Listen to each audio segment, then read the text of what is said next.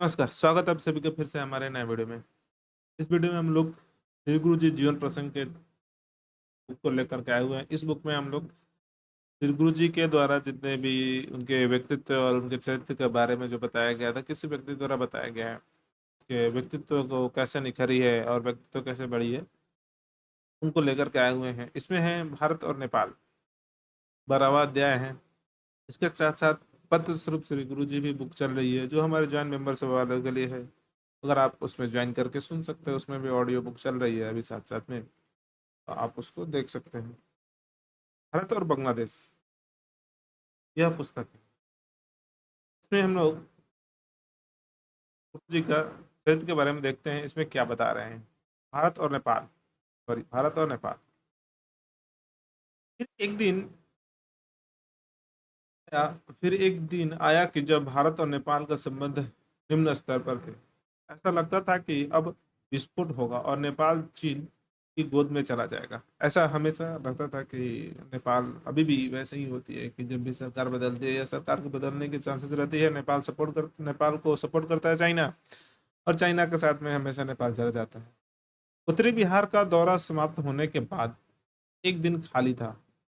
हठात श्री पशुपतिनाथ के दर्शन करने श्री गुरु जी काठमांडू चले गए, और अचानक से पशुपतिनाथ के दर्शन करने के लिए श्री गुरु जी चले गए। जब नेपाल नरेश को यह पता चला कि श्री गुरु जी की इच्छा उनके उनसे मिलने की है, तो तुरंत आधे घंटे के अंदर ही भेंट का योजना आयोजन हो गया, और आधे घंटे के अंदर ही भेंट के लिए प्लानिंग हो गया कि उनसे मिलना है। यह वही भेंट थी जिसके बारे में कहा जाता है कि उन दिनों नेपाल में भारत के राजदूत ने नेपाल नरेश को बड़ा उलाहना किया था कि एक व्यक्ति नेपाल आता है और आधे घंटे के अंदर आपसे भेंट हो जाती है, पर उस देश का राजदूत 2 दिन तक चक्कर काटता रहता है, और तब कहीं उनसे भेंट हो पाती है। यानी उस समय आधे घंटे में श्री गुरु जी मिल लेते हैं, तो बाहर जो मीडिया वालों को ऐसे ही बौखलाहट रहती है कि गुरु जी कैसे मिल गए। तो गुरु जी ऐसे व्यक्तित्व थे, इतनी बड़ी पर्सनालिटी, तो उनसे मिलने के लिए कौन नहीं आएगा।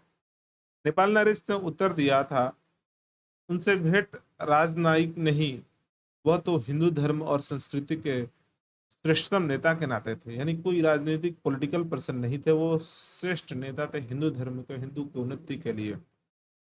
एक ही देश से था जो हिंदू राष्ट्र था, अभी कुछ सालों पहले ही उसको भी हिंदू राष्ट्र से हटा करके पूरे विश्व में एक ही देश था, नेपाल।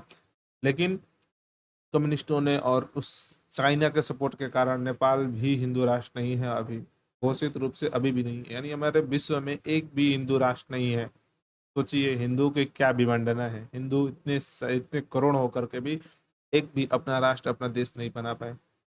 केवल भारत की भूमि ही, वो भी घोषित नहीं है, अघोषित है। हिंदू राष्ट्र हम इसको मान चुके हैं, भारत की भूमि हिंदू राष्ट्र मान चुके हैं, लेकिन अघोषित है, संविधान रूप से घोषणा अभी भी इसकी नहीं हुई है।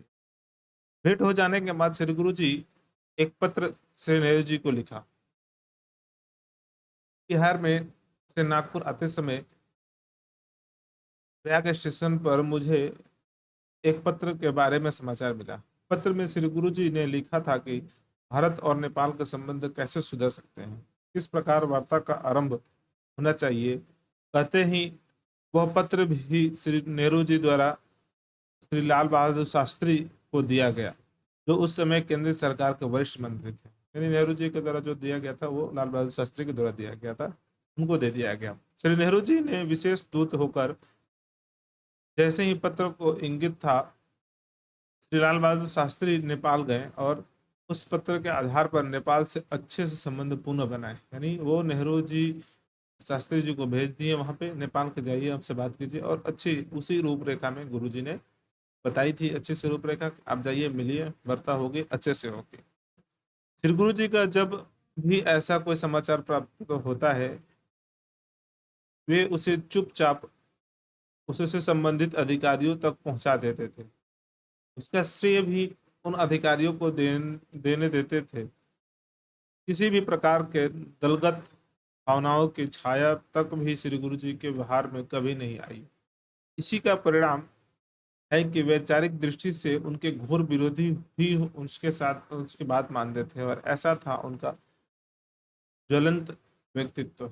ऐसे थे श्री गुरु जी, यानी नेपाल में आधे घंटे से मिल करके उसके कैसे मिलनी है, कैसे बातें करनी है, भारत के राष्ट्र के लिए, उन्नति के लिए कैसे काम हो सकता है, ऐसा काम वो आधे घंटे के मिल करके, आधे घंटे के टाइम मिले करके नेपाल नरेश से मिले और मिल करके संबंध स्थापित करने के लिए नेहरू जी ने शास्त्री जी को भेजा। शास्त्री जी उनसे बात किए। केंद्र सरकार में शास्त्री जी का महत्व था, वरिष्ठ नेता थे, इसलिए उनको भेजा गया था।